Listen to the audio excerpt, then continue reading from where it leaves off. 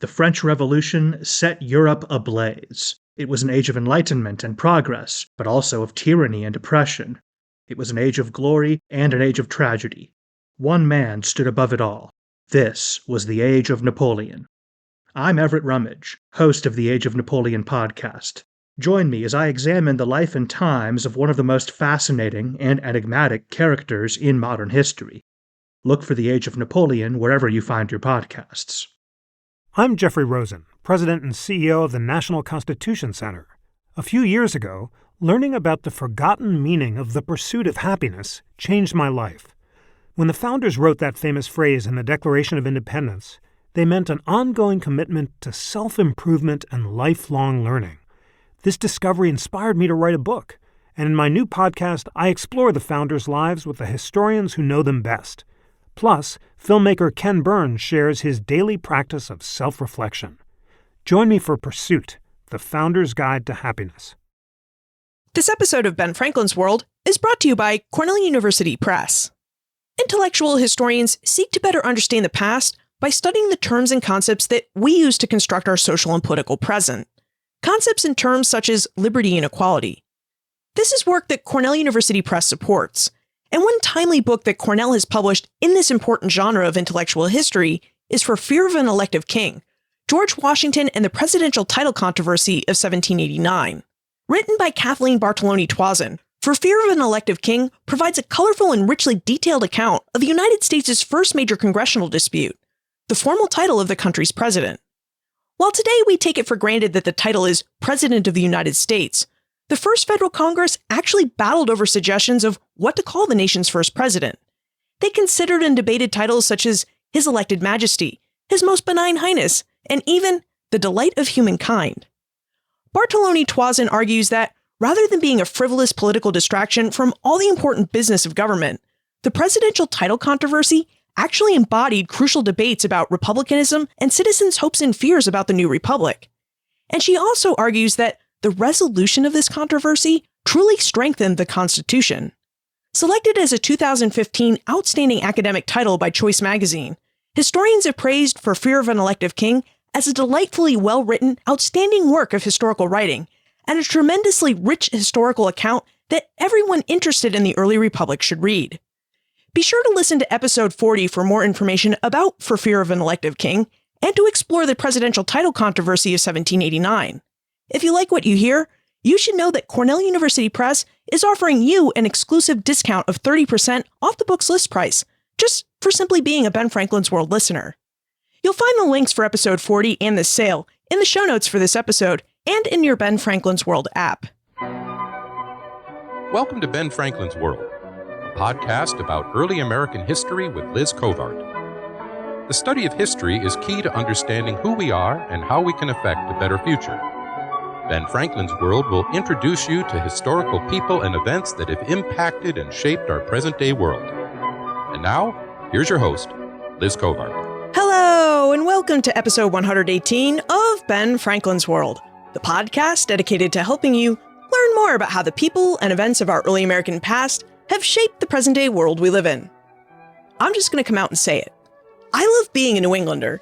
I find its culture to be gritty and persevering, and I love complaining about the weather in that way that makes it seem like we have the worst weather in the world, but we're going to endure it like no other Americans because we always have. But I also know from living in and visiting other parts of the United States that the New English culture that I adore so much is also a bit imperialistic. And this imperialism in the Yankee culture is historic. It's something that we can trace back all the way to the first religious settlers who came to New England back in the 17th century. And historically, it's also a trait that many Americans around the United States really dislike about our region. Now, culture is something that I think about a lot, especially American culture, because I am really fascinated with how Americans can be so different from each other as you travel across the United States and yet be so very similar to each other.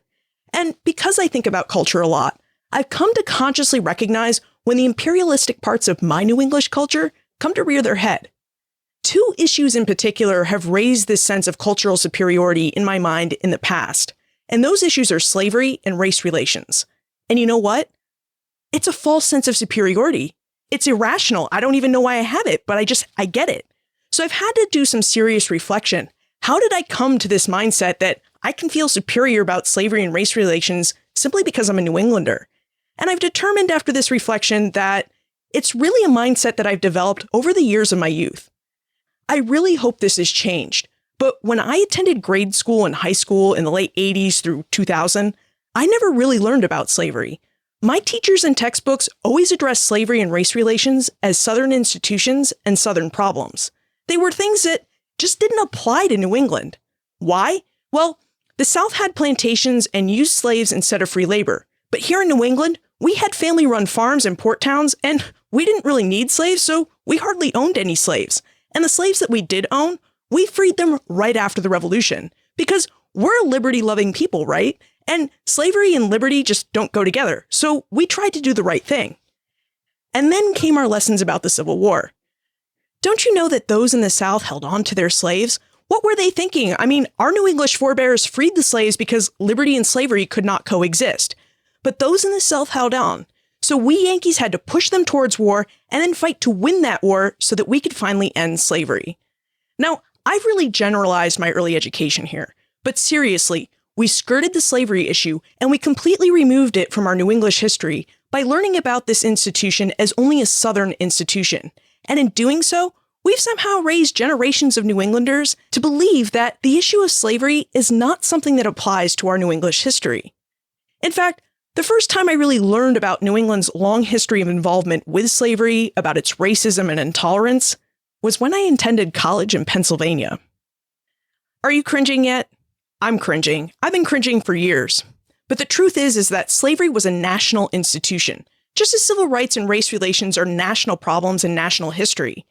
These are aspects of our past that have greatly influenced our present, and all Americans need to grapple with this uncomfortable past so that we can better understand and navigate our present.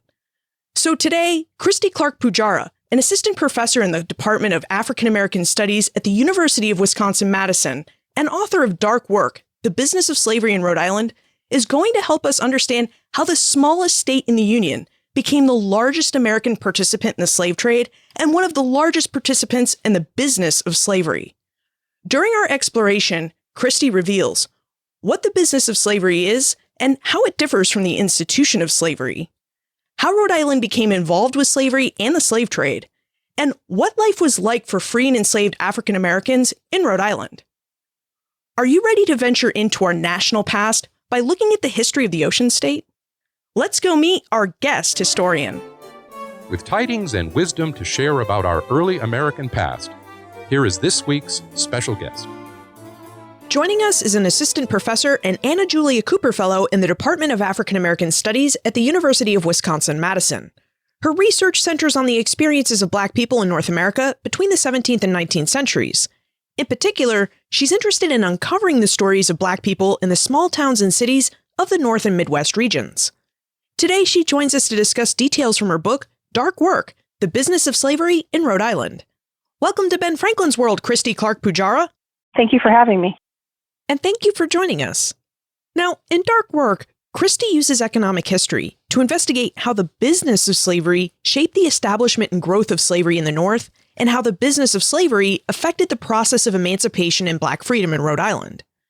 Christy, how do you define the business of slavery, and how is the business of slavery different from the institution of slavery? I define the business of slavery as the buying and selling of people, food, and goods that sustained plantations throughout the Americas. New Englanders, Rhode Islanders in particular, were the big box stores of the plantation societies in the West Indies and the American South. The institution of slavery refers to the laws and customs that govern slaveholding in a particular society, such as children inherit the status of the mother, or the employment of non-slaveholders as overseers and slave patrolmen, or the use of state or federal troops to come to the aid of slaveholders in the event of a slave rebellion. So the business of slavery provides auxiliary necessities, and the institution of slavery is about the laws and customs of a particular society in which slaveholding is legally sanctioned. It really sounds like you can't have the institution of slavery without the business of slavery, that the two go hand in hand. That is absolutely an argument that I make. New Englanders were feeding the slave populations of the West Indies and then later the American South. And that is because in the West Indies in particular, all of the arable land is used for sugar production. So it becomes cheaper to import your food. They're importing their candles. They're importing the wood that is used to build a sugar mill. And so they are directly dependent on farmers, on coopers, on tradesmen in New England. Now, as you know, Rhode Islanders would become some of the biggest participants in the slave trade and some of the biggest practitioners of the business of slavery.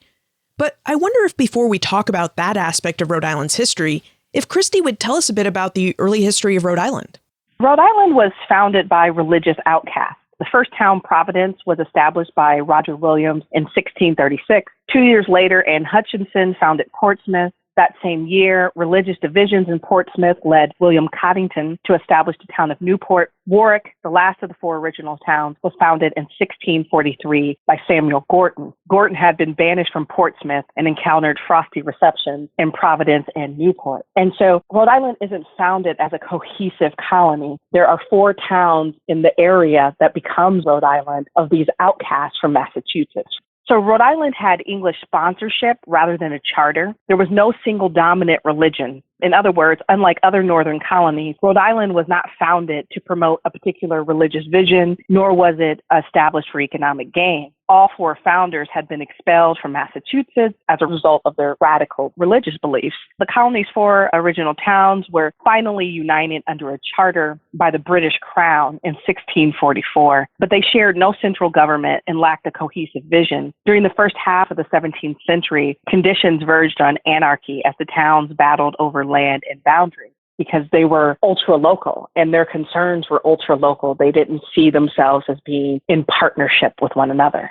Amidst this instability, there was one certainty, and that was water, the ocean. Water-based commerce in and around the city of Newport quickly became the basis of Rhode Island's trade economy. It was a likely enterprise for Rhode Islanders since water is what connected them all. By the mid-18th century, Rhode Island had become a permanent and prosperous colony as a result of local investments in the business of slavery. Colonists supplied sugar plantations in the West Indies with slaves and livestock and dairy products and fish and candles and lumber. In return, they received molasses, which they distilled into rum. This trade began in the late 17th century, but flourished after 1730, when rum became a major currency in the slave trade.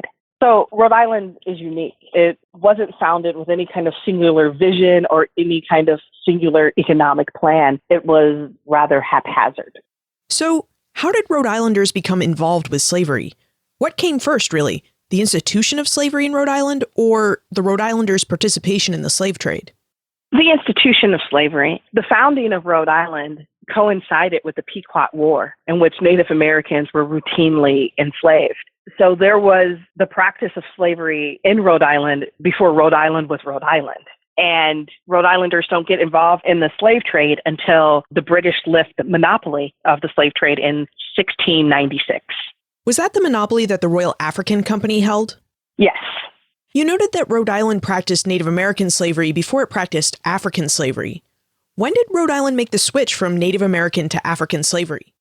Well, Native American slavery was already present, and the transition to African slavery was rather haphazard as well. So in 1652, you have officials in Providence and Rhode Island that explicitly prohibit the enslavement of blacks and whites. They say that blacks and whites cannot be enslaved, which stands to reason that natives can be. 24 years later, in 1676, officials in Providence and Warwick again ban lifelong slavery for Native Americans and declare that they can only be slaves to repay debts. And so you would think that slavery is not going to exist in this place. But those were local ordinances, and they were not enforced throughout the colony, and sometimes even within Warwick and Providence. So by 1680, there were about 175 slaves in Rhode Island of both Native American and African descent. African slaves start coming into the colony via the provisions trade with the West Indies. So Rhode Islanders are encountering African slavery all the time as they trade with West Indians. It's commonplace.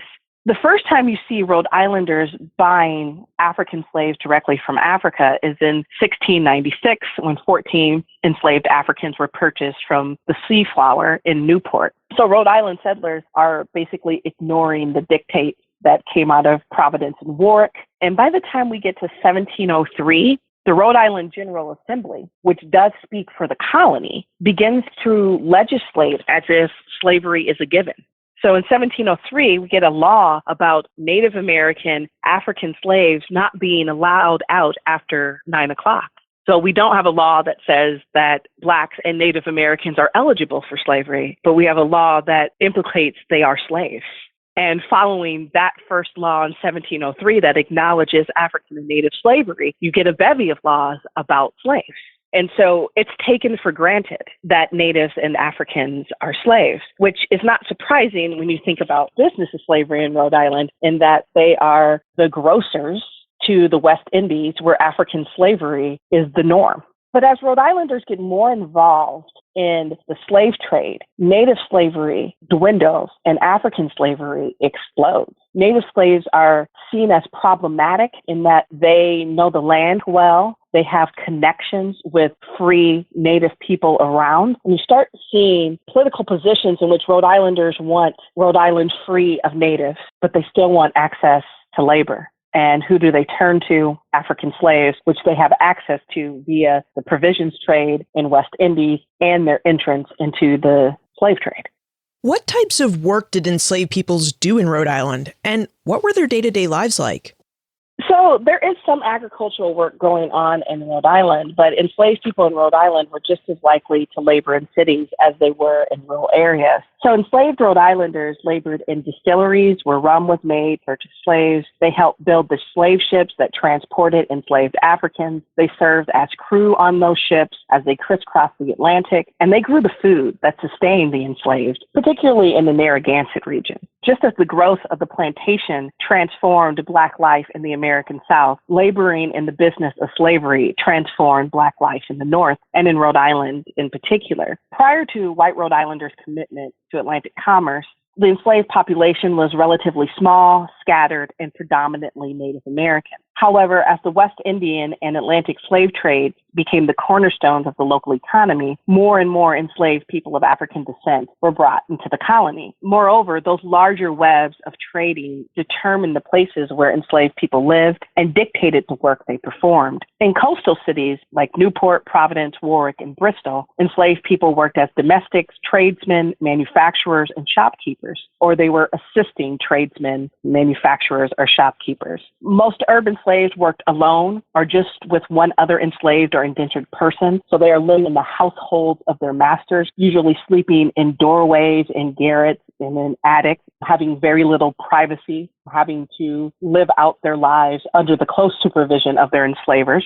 Most rural slaves lived on large farms with 3 or 4 other enslaved people of African or Native American descent, or indentured white or indentured Native Americans. They labored as cow herders, shepherds, dairy farmers, and produced small amounts of grains, vegetables, cheese, and fish.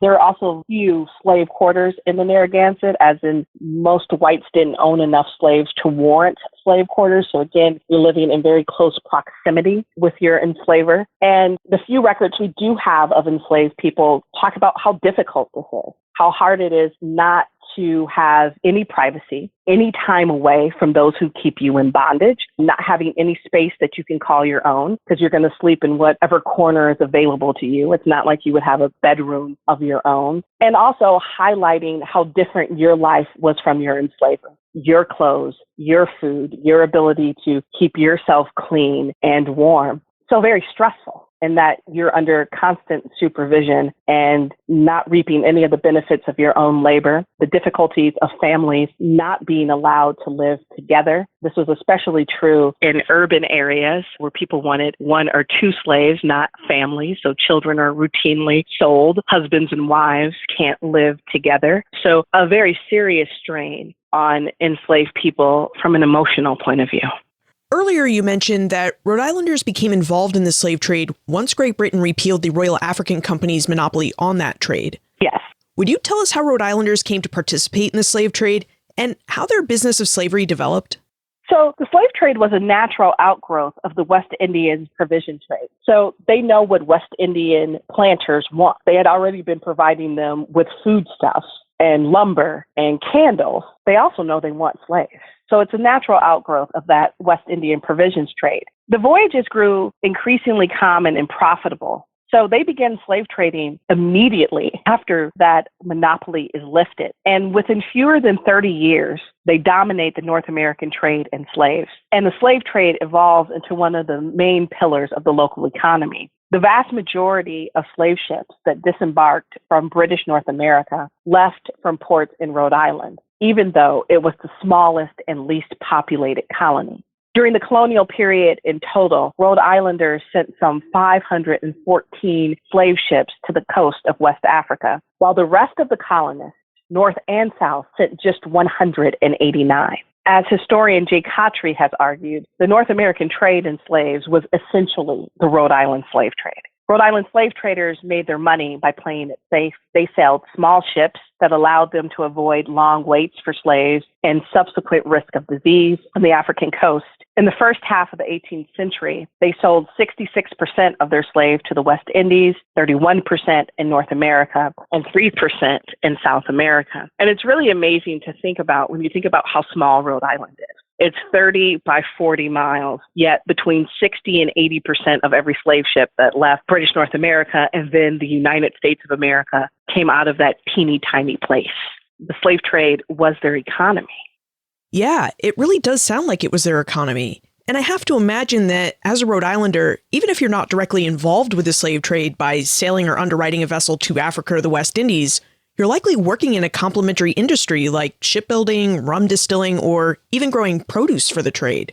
That's exactly right. It's all the subsidiary industries. So if you're a sailor, you are either sailing in the West Indians provisions trade, which is the business of slavery, or the slave trade, which is the business of slavery. If you're a carpenter and you're building barrels, well, you're building barrels for rum to buy slaves, or you're building barrels for produce to be shipped to the West Indies. If you unload and load ships, well, what are you unloading and loading? If you are a sail maker, if you are a shopkeeper, and then the duties that's paid on enslaved people that are brought into the colony are used for public works.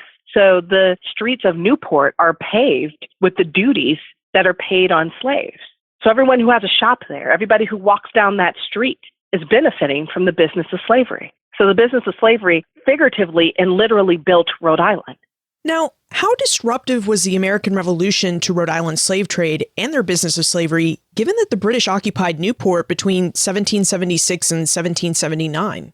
At the end of the American Revolution, Rhode Island was bankrupt because their two primary streams of finance, their economy, had been obliterated by the American Revolution. In Jamaica, there's widespread famine because you can't get your food from the New England farmers. The slave trade, there's an embargo in Newport, and so slave ships can't sail, provisions can't sell. So the revolution served to bankrupt Rhode Island. And as soon as the revolution was over, they returned to what they knew best, which was the slave trade and the provisions trade. Did Dunmore's proclamation affect Rhode Island at all? Dunmore's proclamation being that famous proclamation from the royal governor of Virginia that freed slaves who reached British lines and fought for the British Army? Well, I have to imagine that some enslaved Rhode Islanders may have been enticed by Lord Dunmore's proclamation because we have historical evidence of New Englanders who end up serving in Lord Dunmore's army. But most enslaved Rhode Islanders end up serving in the Rhode Island first. In 1778, the Rhode Island General Assembly offered freedom in exchange for service. So they were having trouble raising enough men locally to meet their quotas. And so against the pleas of slaveholders, they offer enslaved people within Rhode Island freedom in exchange for service. Over 200 enslaved Rhode Islanders volunteered. They served as foot soldiers and fought for nearly 5 years in Rhode Island, New Jersey, and New York. They were one of the few units that served for the duration of the war. At their first engagement, the Battle of Rhode Island, in August of 1778, the soldiers were commended for their tenacity and courage against an experienced Hessian regiment that was reinforced by British regulars. Do we have any idea why these men served in the first Rhode Island? Was it the promise of freedom? Was it a chance to escape all that white surveillance that left them with little privacy?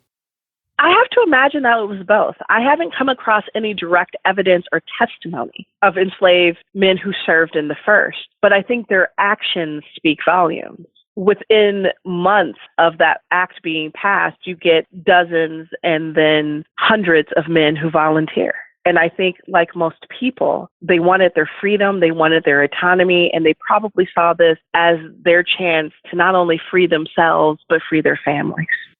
How did Rhode Island's use of slaves and free blacks during the War for Independence compare with other states? Because if I recall correctly, George Washington was really hesitant to allow black soldiers into the Continental Army. He was, but they still served in state militias. And he's hesitant because he doesn't want a fight for freedom fought by slaves. The contradictions in that were just too glaring. But the soon-to-be states were facing the real problem of not having enough white men willing to fight or able to fight. And so in New England, in particular, you get the states turning to enslaved men to fight. Connecticut does the same thing. You have enslaved people fighting in Massachusetts. And so what Rhode Island was doing wasn't unique. What was unique is that the Rhode Island First was predominantly African American. And so you get a regiment that's predominantly African American coming out of Rhode Island. Now, after the Revolution, Christie notes that Rhode Island came to embody two historical trajectories, one of black emancipation and another which was a bolstered commitment to the business of slavery. Christie, would you tell us about these trajectories? Because they seem to really be at odds with one another. Following the Revolution and well into the 19th century, Rhode Islanders commit further to the business of slavery, and they also legally dismantle slavery. So throughout the first half of the 19th century, commodities traders, insurers, bankers, and manufacturers linked Southern slaveholding to Northern industry. Northern industry thrived because of slave labor, not as an alternative to it. Free labor in the North relied on slave labor in the South, and this is exemplified in the Negro cloth industry in Rhode Island. So the Narragansett transforms from really the dairy and bread basket into a manufacturing base. And this is where the Negro cloth mills are. Negro cloth is this cheap, coarse, blended cotton wool material that's manufactured especially to reduce the cost of clothing for slaves in the South. There were over 80 Negro cloth mills in Rhode Island. So that means that every river fall, Rhode Islanders are manufacturing Negro cloth. 79% of all of the textile mills in Rhode Island manufactured Negro cloth. So that means if we could get in a time machine and we go back to the antebellum South, enslaved people are wearing clothing that was made in Rhode Island. And Rhode Islanders are doubly dependent on slave labor in that they are buying cotton from Southern planters and then they are selling a finished product the Southern planters. And nobody else is wearing this Negro cloth. It was also called curtsy, but the colloquial term was Negro cloth. It was made especially to clothe enslaved people. It was strong, it was sturdy, and it was cheap. Now, again, Rhode Islanders aren't doing anything different than their neighbors. I mean, the famed Lowell mills are too dependent on slave labor. That cotton doesn't come from the sky. It comes from the American South. And so as industry expands in the North, the economies of the North and South are intertwined. I think this is often missed because of the way we tend to think of the Civil War as slavery being a Southern institution, but it was a national institution. And if we just take a minute and look at Northern industry and what happens in the post-revolutionary period, you see two economies that are interdependent on each other. So the rise of free wage labor in the North is dependent on the expansion of slave labor in the South. And Rhode Island highlights this. Now that we've had a peek at the business of slavery after the Revolution, could we talk about Black emancipation for a moment? How does the process of emancipation start in Rhode Island?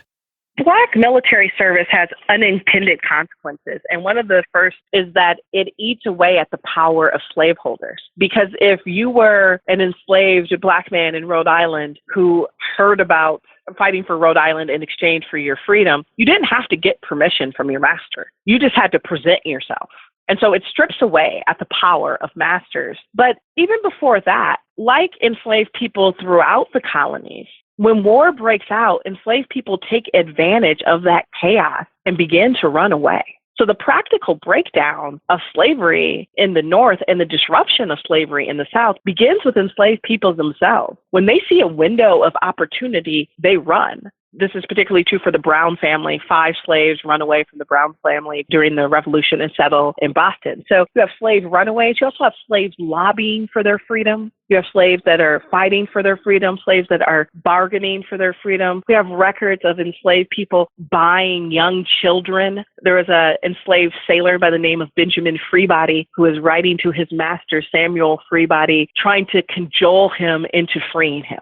And so the practical breakdown of slavery begins with these kind of many modes of resistance of enslaved people, of running away, of lobbying, of fighting for their freedom, of bargaining for their freedom. And that is in conjunction with Rhode Island Quakers who have come to the conclusion that they cannot be good Christians and slaveholders at the same time. Quakers had been among the most prominent slaveholders in Rhode Island before the Revolution, but revolutionary ideology is matching up with some of their spiritual teachings of spiritual equality, and they come to the conclusion that they cannot be both good Christians and slaveholders. And so you have Quakers who are pushing for legislation to end slavery at the same time that enslaved people are tearing away at the institution of slavery through their actions. And these two things coalesce to dismantle legal slavery in Rhode Island, but it happens piecemeal and it's slow. And by slow, I mean Rhode Island doesn't abolish the institution of slavery to 1842, but they pass a gradual emancipation law in 1784. And the gradual emancipation law says that children born to enslaved mothers after March 1st of 1784 will not be enslaved, but indentured to their mother's masters. So they're kind of weaning themselves off slavery, establishing a expiration date on mastery. But what becomes clear when you look at the census is that most Black people in Rhode Island are free by the end of the first decade of the 19th century. And so that gradual emancipation really sets the stage. It becomes very clear to slaveholders that slaveholding as it existed before the Revolution, inheritable, perpetual, is not going to exist, which allows enslaved people to push and bargain even more for the collapse of slavery. But slavery is legal in Rhode Island until 1842. So, in these 58 years that it took Rhode Island to actually abolish slavery, did the state see any rise in the number of free Black communities within the state? Or did newly emancipated slaves leave the state because it still had legalized slavery? Some are leaving Rhode Island. The Black population in Newport is cut in half. So too is the white population. I mean, Providence really replaces Newport as the financial center following the Revolution because of the blockade that was in Newport. And so the numbers of Black people in Rhode Island stays rather steady. It doesn't really grow, and it remains rather small in the thousands. And some of this has to do with the fact that you have so many families of mixed status.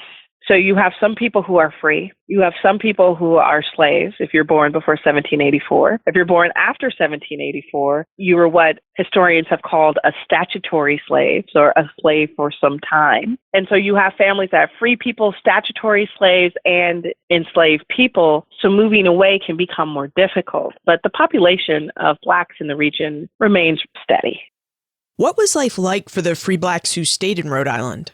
It was difficult. They were, not surprisingly, desperately poor because there are no freedom dues. If you ran away with the clothes on your back. If you are free as a result of the gradual emancipation law, you receive no freedom dues. If you bought yourself, you've used all of your funds to buy yourself. So this is a desperately poor population, and it's also a population that is socially and politically marginalized. They were free, but free was a terribly relative term. So people of color still had to contend with slavery on multiple levels. They had to cope with the legacies of slavery, most urgently the poverty that I was talking about. But being free also did not mean having rights. So free Blacks had ambiguous legal protections because they were not universally recognized as citizens. So they're existing in a nation where the vast majority of people of African descent are considered real estate. And so you have to operate within that system. Though the legal victories that led to emancipation were real, they were also accompanied by the reverse, legal losses that retracted these newfound gains. So interracial marriage is banned in 1787 in Rhode Island. African American men are barred from voting in 1822. And so the formerly enslaved, the freed people, find themselves at the margins of society. And what were their everyday lives like? Because it really sounds like free African Americans lack citizenship. So what economic opportunities, what educational opportunities, and what opportunities within their communities did free African Americans have? So the vast majority of free women of color, they are laboring in the domestic trades. They're cleaning, they're washing, they're weaving, they're sewing, they're doing childcare, they're making paper and soap. These jobs changed little with the disintegration of slavery, since the perception of what was appropriate work for women was unaffected by emancipation. What changed most for these women in freedom was living outside of the control of a master or mistress. They were no longer confined to the household. They had mobility. They no longer had to perform all the domestic labor in a household. Freedom allowed them to specialize and even refuse to do some menial tasks. Like, I'm a laundress and that's all I do is laundry. I make soap and all I do is making soap, versus under slavery where you would be responsible for all domestic tasks. Also, their ability to quit and find other employment radically changed domestic work. And it also drew bitter complaints from whites seeking domestic help. For the first time, Black women could prioritize their needs and the needs of their families over whites. And this was often interpreted as they were lazy, because they would often prefer to work part-time, would want to do work in their own home before they did work in someone else's home. A few Black women also went into business for themselves. Mary Caesar, for example, sold cakes on the street, while other Black women peddled vegetables, fruit, candy, bread. Eleanor Eldridge, who has been written about pretty extensively, becomes a landlord. She begins as a whitewasher and a soap maker, saves money, gets some loans from some of her employers, buys a house, and then buys another, and she becomes the largest Black property holder in the state. But she was definitely the exception. Most Black women are laboring in the domestic trades, trying to bring some much-needed income into their households. And many times they couldn't even set up their own households because it was expensive to do so. So many people moved from slavery into servitude in one motion. Free men of color also performed many of the same tasks they had done as slaves. However, they were increasingly shut out of the skilled trade. Enslaved tradesmen enriched their white masters, while free Black tradesmen were in competition with white men, who increasingly barred them from apprenticeships and trade organizations. So freedom was hard for Black tradesmen who had been in demand as an enslaved person, but were perceived as a threat as free people. The majority of free men of color worked primarily as unskilled day laborers. They're porters, they're grooms, handymen, ditch diggers, servants, wagon team drivers, painters, cooks, stevedores. A few men of color found success as small businessmen in the service sector. There were very few Black men in the professional classes in Rhode Island, and this has to do with population. In places like Boston and New York City and Philadelphia, there's a large enough Black population that would allow for a small Black professional class to service. In Rhode Island, it's too small. There's not a big enough Black population that's going to allow for a professional class to have enough people to service. And finally, Black men in Rhode Island found work as sailors. They're heavily overrepresented in the sailor class. Sometimes they would account for 25% of all seafaring jobs when they were just 5% of the population. How much of the work that free African Americans performed contributed to Rhode Island's business of slavery? Well, they were definitely working in the business of slavery. If you're a stevedore and you're unloading and unloading ships, those ships are in service of the business of slavery. And really, what's your option? That's the work that's available. What they were shut out of was factory work. So you don't have Blacks making clothing for slaves in the South. The factories were seen as white spaces. Without race being a consideration, they should have been there, meaning that factory operative work didn't take any kind of special skill. It was something that you could teach people rather quickly. There was always a need for more factory operatives, but whites did not want to work with Blacks, not work alongside them, and so they're shut out of factory work. Do we know what free Blacks thought about their experiences working in the business of slavery? Did you happen to come across any sources in your research that discussed their thoughts? I think for most of them, it was a fact of life, but I did come across a source in one of the mutual aid societies. They would not allow their members to work on slave ships. That was, I think, just seen as too in the face. Like, being a sailor on a slave ship wasn't something that they wanted their members to participate in. Because the African American community in Rhode Island was concerned about the plight of African Americans in the South. they were abolitionists. They were hiding runaways. Would you tell us more about these mutual aid societies you just mentioned, and perhaps also about religious life among African Americans in Rhode Island?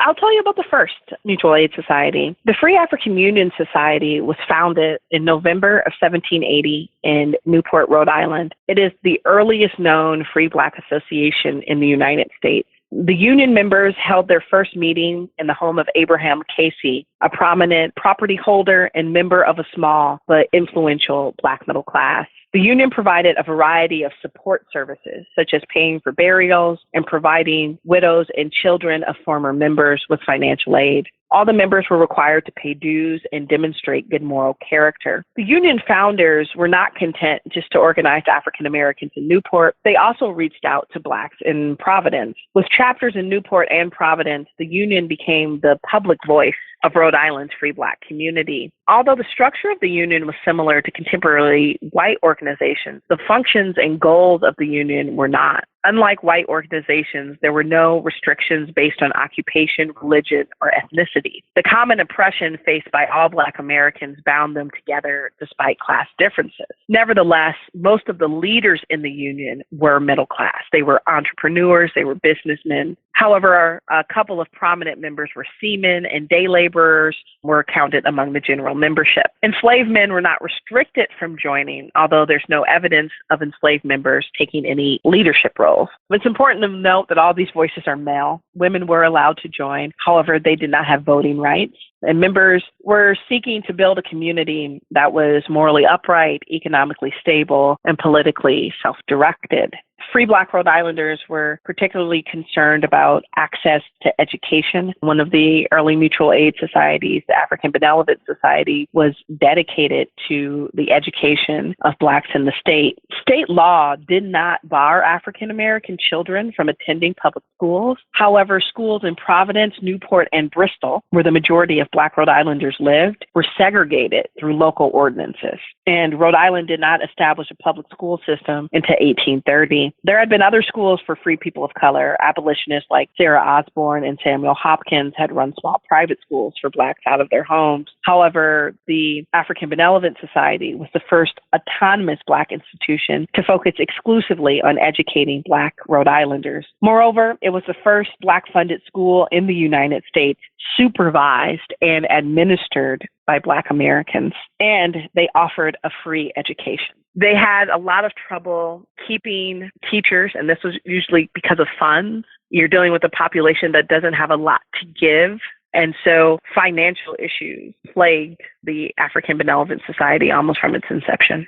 As far as religious life goes, religion is not a theme that I explore in any detail in the book. However, the African Union Meeting House, which was completed in 1821, was not only the first Black church in Providence, it also housed an autonomous school. And in the 1840s, 5 all-Black churches were established in Providence: Zion, Meeting Street Church, Pond Street Church, Christ Church, and the Second Free Will Church. There were also 2 Black churches in Narragansett County, one in Wakefield, one in Morrisfield. And so the fact that there are 7 Black churches in a place that has, less than 5,000 Blacks tells me that church-going was an important and common experience. These churches also provide an important place for the leadership of Black men, as well as a place of worship and dignity for the larger Black community that had been previously segregated within white churches. William Brown's memoir speaks to this specifically, and I'll just read a quote from it. Many attended no church at all because they say they were opposed to going to churches and sitting in pigeonholes, as all the churches at the time had some obscure place for the colored people to sit in. This is prior to the opening of the African Union Meeting House,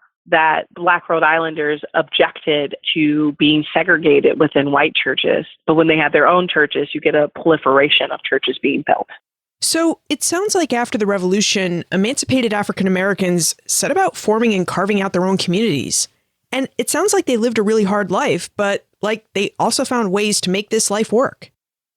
They literally build a community from the ground up. They make a way out of no way. They pool the little pennies they have. The few successful people in the community invest back in that community to build up organizations. And what I found just inspiring and admirable is how they refuse to give up. One mutual aid society would fold and they'd constitute another, and then that one would fold, and then a year later they would try again, and they would try again, and they would try again, and a school would fall apart, and then they would start another school. Just this relentless tenacity of, we'll get there. We're going to keep working at this. Sometimes we're going to invite in white allies if that's going to help us. But just relentless tenacity in their endeavor to build community, to build institutions. Let's talk about the Dorr Rebellion, because earlier you mentioned that Rhode Island finally abolished slavery in 1842, which happens to be the same year that the Dorr Rebellion ends. So, would you tell us about the Dorr Rebellion and what role that event may have played in Rhode Island's decision to abolish slavery? The Dorr Rebellion were basically propertyless white men wanting the vote extended to them. So Rhode Island had a property qualification for voting. You had to have $134 in real estate and be a white man to vote after 1822. Before 1822, Black Rhode Islanders who did have qualifying property did vote, but they couldn't vote after 1822. And really why you get so many white propertyless men is a result of industrialization. So the rise of wage labor was a consequence of the emergence of the Negro cloth industry. So you have all of these white men who are working in the Negro cloth industry who are wage laborers who do not own land or don't own enough land to qualify to vote, and they want access to the vote. So the Dorr Rebellion is this constitutional crisis centered on the expansion of the vote of men who do not own property. At first, Black men align themselves with the progressive and advocate for universal male suffrage. But when the progressives fail in 1841 to achieve unrestricted male suffrage, Black Rhode Islanders switch sides and lend their military services to the state in the hopes of persuading lawmakers to remove race-based voting restrictions. So they have to make a calculated gamble. They initially back the progressives, but when the progressives don't back Black suffrage, they switch sides to the state and say, well, maybe if we help the state put down this rebellion, the state will get rid of the racial qualifier for voting. So some 200 armed Black men threw their support behind the state. They patrolled the streets and protected the armory. Their calculated gamble paid off. The 1842 Constitution extended the vote to all native-born men, Black and white, and that state constitution abolished slavery. This is partly symbolic in that in the 1840 census, there were less than 5 slaves in the state, but I still understand it as a victory of Black political participation. Let's bring our conversation into the present day. At the end of Dark Work, Christie surveys memorials and public history sites that purport to commemorate the contributions of enslaved and free Black people to the history and development of Rhode Island, and then acknowledges Rhode Island's participation in the slave trade. She ends the book by calling on Rhode Island to do more. Christie, would you tell us about some of the memorials and historic sites that you surveyed in your book, and why you think they fall short in their interpretation and commemoration of the past? I can talk to you about the one at Brown. So the sculpture at Brown sits in front of the oldest building on campus, University Hall. It's a sculpture. It's a massive ductile iron chain rising up from a dome measuring 8 feet around. The chain is broken at eye level. There's a stone pinlet with engraved text that reads, "This memorial recognizes Brown University's connection to the transatlantic slave trade and the work of Africans and African Americans, enslaved and free, who helped build our university, Rhode Island, and the nation." And it goes on to specifically talk about the role of the slave trade and Brown being a beneficiary of the slave trade. But in my opinion, it doesn't go far enough.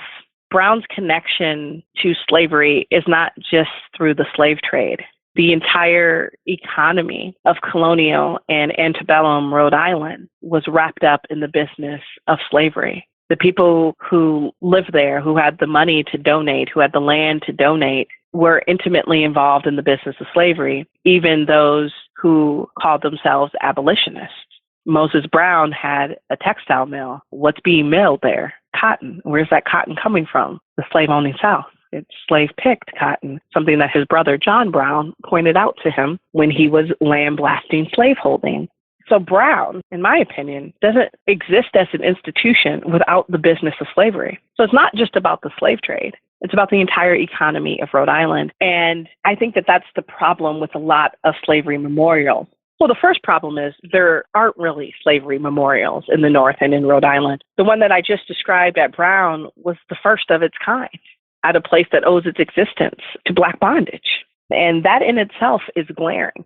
And in the past 30 or so years, scholars have made it, I think, increasingly difficult for Northerners to ignore the role that slavery played in the creation of the Northern colonies, in their economic ascent, focusing on slavery being a national institution, not a regional one. However, the responses to this new knowledge have been varied and complex. A few establishments and memorials have simply refused to tell the stories of Black Americans and have willfully downplayed the role of slavery in the economic ascent of Northern industry and capitalism. Nevertheless, most sites have put forth significant efforts to share the experiences of enslaved and free Black people and explain Northern investments in slavery, especially as Black history has become increasingly popular. However, these reinterpretations are often additive rather than fully incorporative. And because fewer and fewer funds are set aside for public history, the researchers and interpreters have had to walk a fine line between historical accuracy and offending private beneficiaries. In short, I think a lot of Northerners are embarrassed by Northern economic investment in slavery and have become comfortable with thinking of slavery as a Southern institution and would like to keep thinking of it that way rather than reevaluating slavery as a national institution. So in your opinion, an ideal commemoration of the role that enslaved and free African Americans played in the development of the North and its various institutions would be to have historic sites and markers that were fully incorporative of that story into the North's history, rather than just, say, having a separate marker or just kind of having something added to existing markers as like footnotes, if you will. Yes, that the economies of these places are dependent on slavery, and that shapes social norms and that shapes political policies. Rhode Island commits to African slavery because of their economic ties to the business of slavery. Black people in the post-colonial period are socially and politically and economically marginalized because Rhode Islanders remain committed to Black bondage outside of their state boundaries. So the experiences of all people in that place are affected by it. And it's disingenuous for that not to be central to the story of the place. It's time for the Time Warp. This is a fun segment of the show where we ask you a hypothetical history question about what might have happened if something had occurred differently or if someone had acted differently.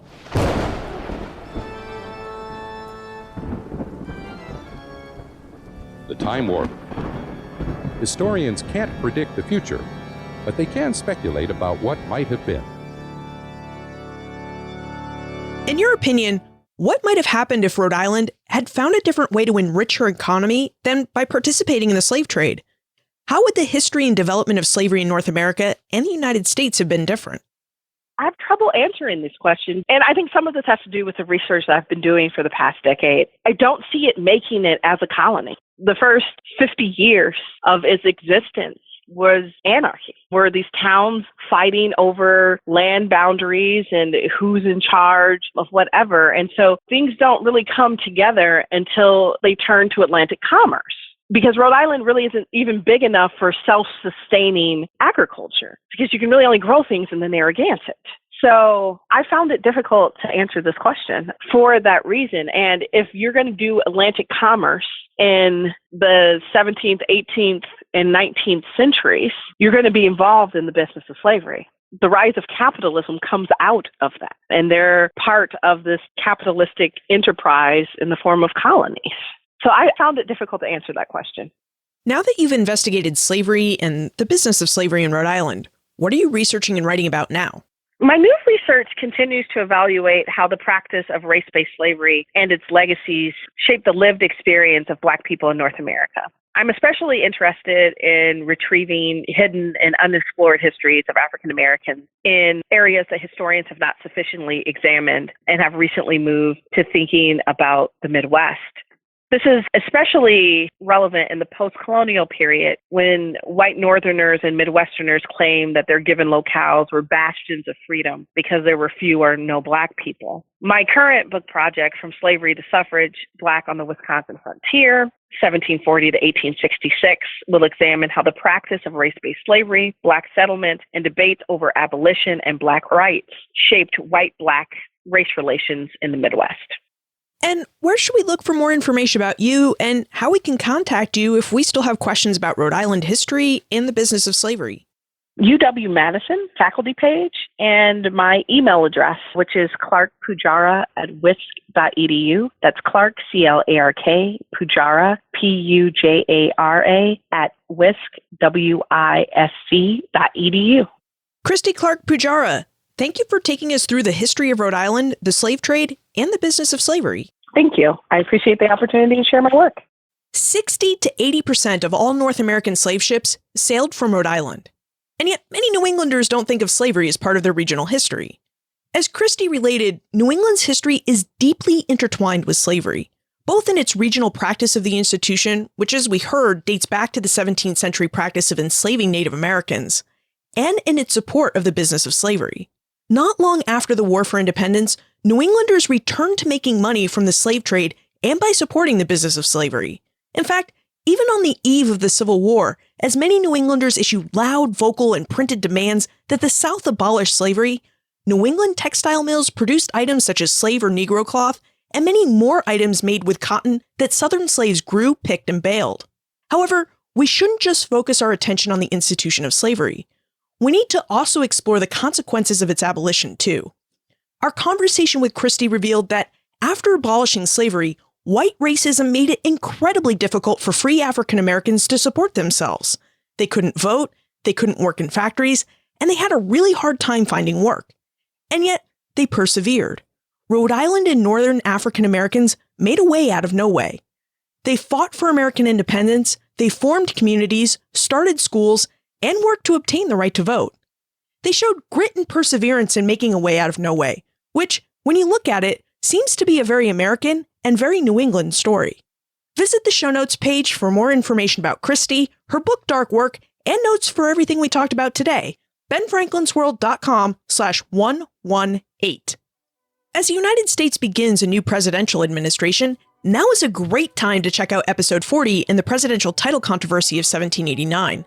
You'll find a link to this episode in the show notes and in your Ben Franklin's World app. And while you're clicking on links, don't forget the one to the special Cornell University Press sales page. They created that page just for you, and on it you'll find many great history books available at a 30% discount. And if you'd like the direct link for that, it's benfranklinsworld.com/Cornell. Finally, how do you think historical sites and markers should incorporate the history of the nation's slave past? Send your answers to liz@benfranklinsworld.com, tweet me @LizCovart, or post a comment on the show notes page or in our listener community on Facebook.